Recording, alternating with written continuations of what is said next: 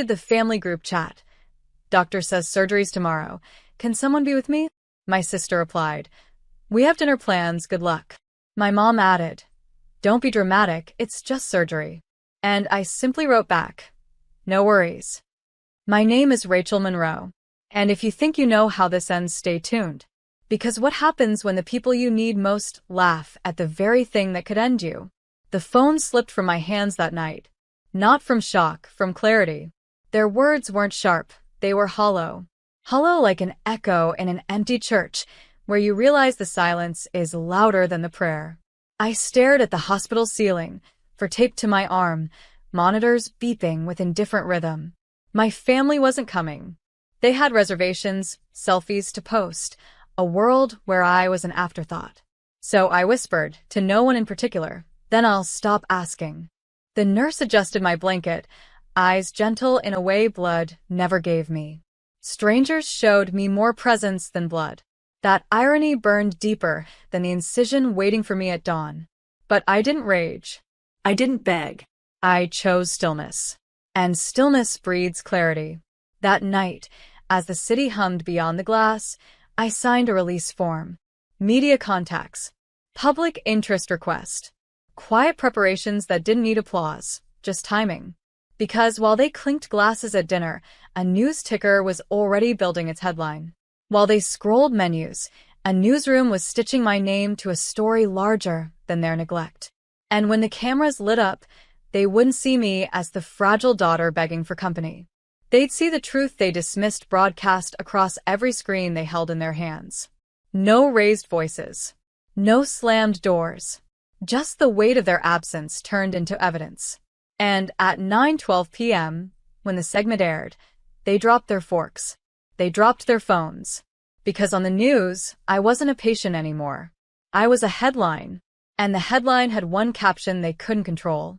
Left alone before surgery. Family missing. World watching. That was the moment silence became my stage. The clip was less than 3 minutes. A reporter outside the hospital, voice steady, words slicing. 29-year-old patient Rachel Monroe faces surgery tomorrow morning. Her story? A family group chat where she asked for support and was told, don't be dramatic. Now, as she prepares alone, strangers have begun offering what her own relatives would not. The anchor nodded gravely. The image flashed. My text thread, anonymized but visible enough. The timestamps glowed like scars. I didn't leak it in anger. I leaked it in truth. The world loves receipts.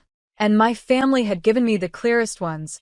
Across town, I imagined them frozen at their dinner table. My sister's manicured hand gripping her phone too tight. My mother whispering she wouldn't, even as her face drained of color. My father shaking his head, muttering about overreaction, about airing laundry. But the laundry was theirs, not mine. Because while they dismissed me as dramatic, the public saw something else. Abandonment. By the next morning, donations were pouring in. Flowers filled my hospital room. Messages from strangers painted my walls with more love than blood ever had. A local support group offered to sit with me through surgery, rotating shifts, so I wouldn't face the operating room alone. The hospital staff smiled. You've got more people outside waiting than most politicians. And still, the group chat remained silent. No apology. No arrival. Just 3 dots that never turned into words. At 6:45 a.m., a nurse wheeled me down the hall. Cameras clicked from the sidewalk outside. I didn't wave. I didn't smile. I just let the story breathe. Because for the first time, my pain wasn't hidden in the quiet corners of family neglect. It was public, documented, witnessed. And the world was asking the one question my family never did. How could they leave her like that? I closed my eyes under the surgical lights, steady, calm. Not because I trusted them, but because I trusted silence, the kind that exposes. And when I woke up, still breathing, I knew something had shifted forever. The surgery had repaired more than my body. It had carved my family's name into shame, and I hadn't lifted more than a finger. When I opened my eyes, the room was filled with flowers. Bouquets pressed against the window ledge, cards tucked into every vase. The machines hummed softly, but the real noise was outside. Reporters still camped at the curb, community members lighting candles in quiet solidarity. I wasn't alone anymore. Except, of course, by blood. My phone buzzed with hundreds of messages, but not from the people I once called family. They were silent, paralyzed, too late to erase what had already gone public. Then, a notification broke the silence of the group chat. Mom. Rachel, please take this down. People are asking questions. My sister added, You're embarrassing us. No one needs to know private things. Private. That was the word they clung to, as though neglect becomes smaller if hidden behind walls. I didn't reply. I didn't need to. Because every stranger sending love saw what my family refused to, that I deserved to be held, not hidden. By evening, the local paper ran a follow-up. Community rallies behind patient abandoned before surgery. Photos of volunteers standing outside my window, holding signs. We're with you, Rachel.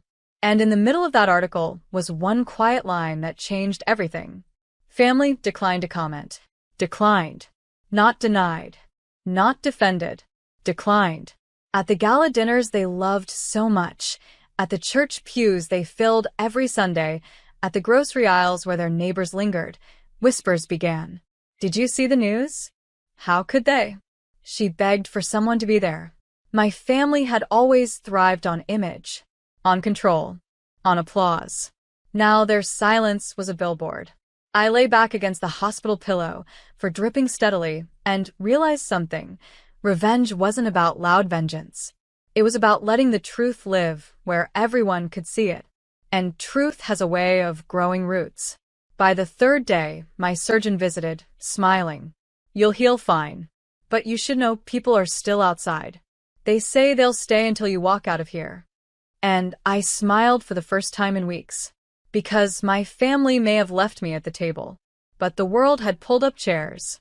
And I wasn't planning to leave quietly when I finally stood again.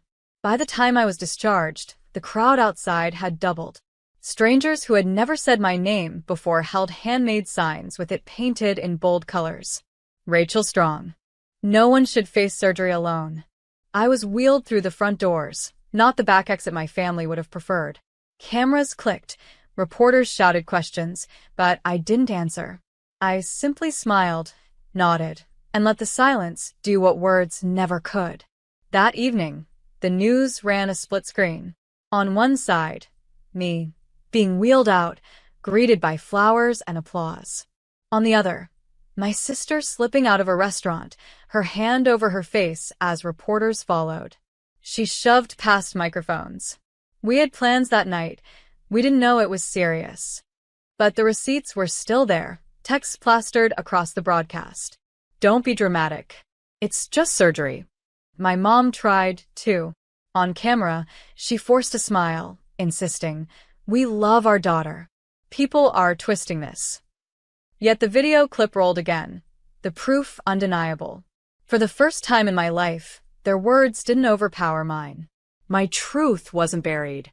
It was replayed in high definition, over and over, until no denial could breathe. Sponsors reached out. A nonprofit asked me to speak at a medical fundraiser about loneliness in hospitals. One journalist called it the story that made a city question what family really means. And while the world wrapped me in compassion, my family wrapped themselves in shame. Invitations to dinner stopped. Neighbors no longer smiled politely. The social pedestal they worshipped crumbled beneath them, piece by piece. But I never shouted. I never demanded an apology. I simply let the mirror face them, day after day, until they couldn't look away. Late one night, my phone lit up again. My sister. Rachel, please. End this. We can't go anywhere without people staring.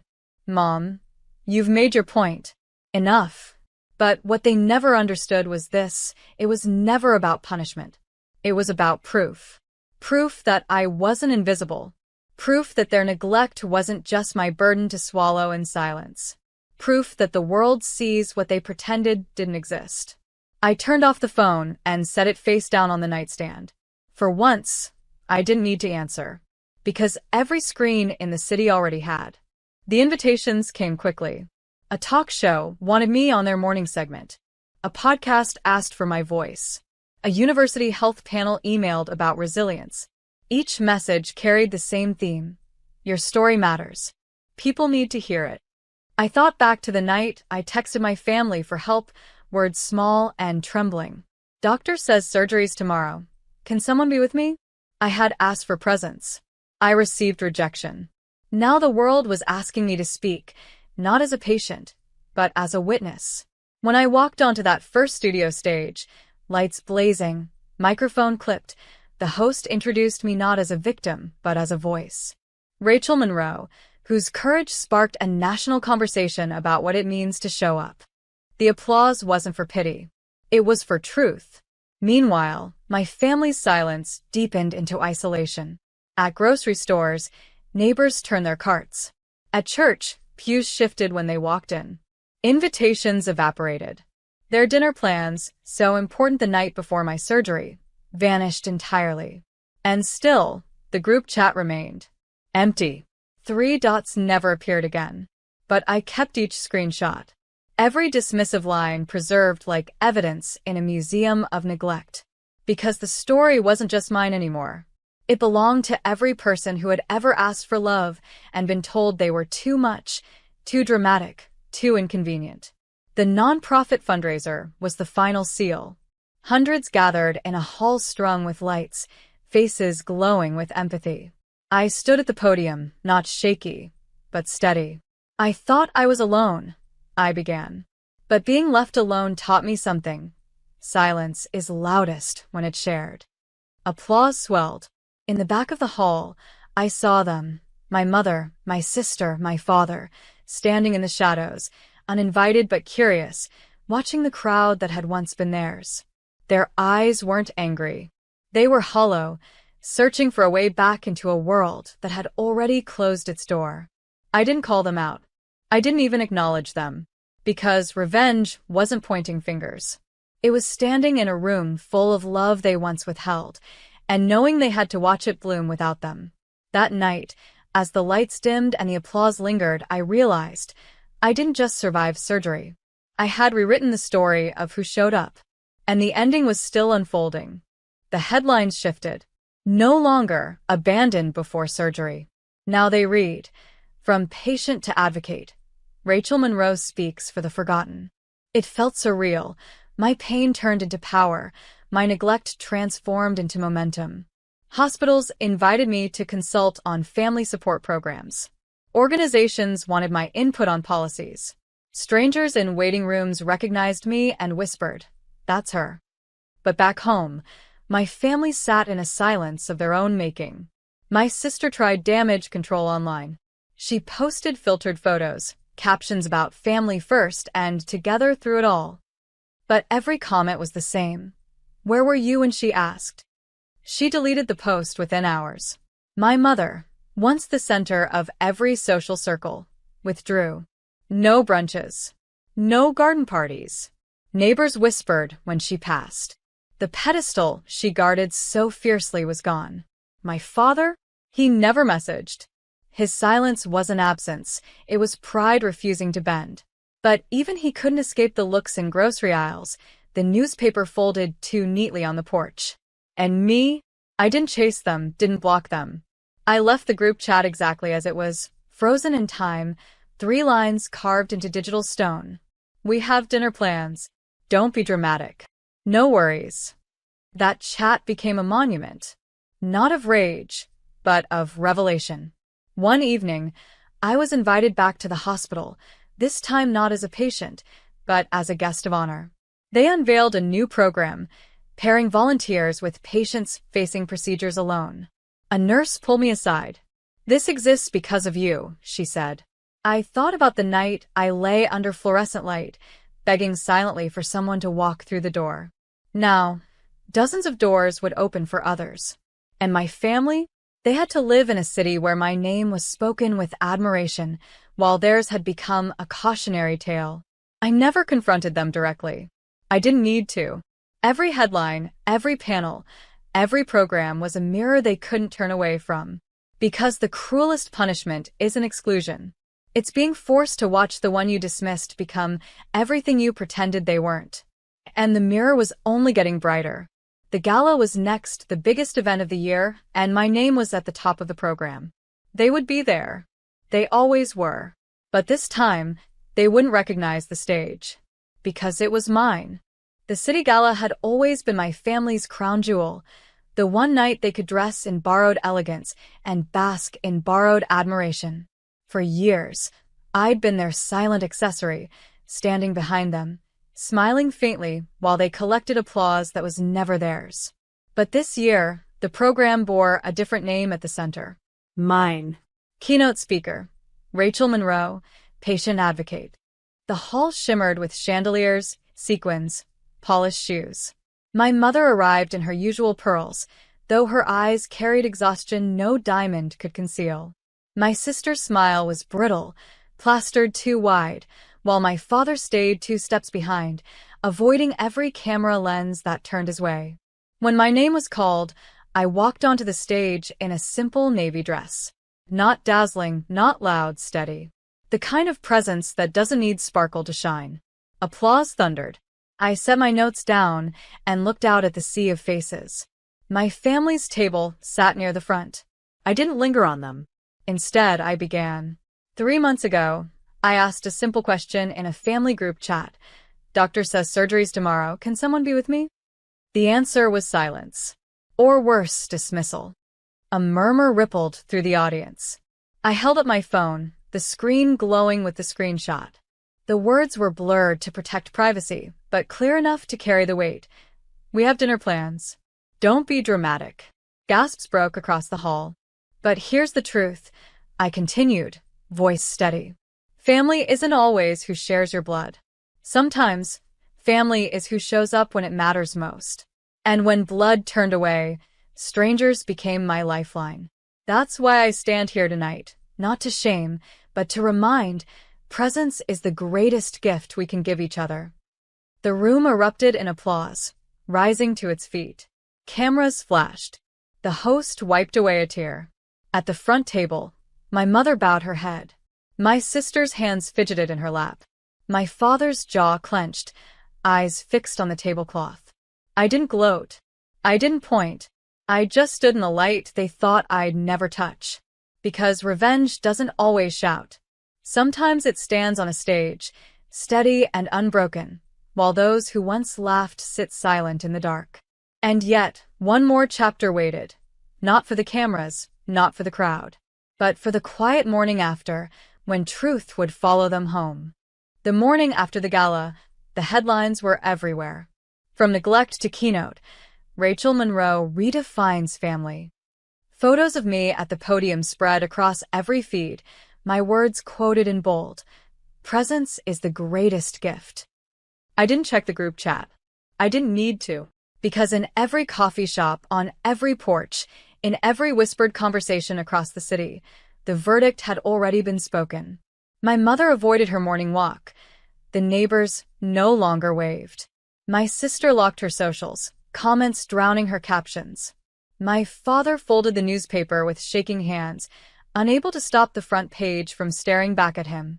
Meanwhile, I sipped my coffee in quiet peace. My phone buzzed with new messages, invitations to speak, thank you notes from strangers, volunteers signing up for the hospital program born from my story. The same world they thought too busy to care had cared enough to lift me higher than their silence ever could. But I never sought applause. My revenge was simpler, sharper. To exist loudly in the space they left empty. I left the group chat untouched, 3 lines frozen forever. We have dinner plans. Don't be dramatic. No worries. A digital gravestone of their choice. That evening, I walked past the mirror in my hallway and paused. For years, I had looked into it and seen absence. Their absence, reflected back as my own inadequacy. Now I saw only myself. Whole. Standing. Seen. My family wanted me quiet, erased, compliant. Instead, I became undeniable. Not by screaming. Not by fighting. But by letting their neglect speak louder than I ever could, until the whole world heard it. That's the thing about silence. It can bury you, or it can crown you. And when the story closed, it crowned me.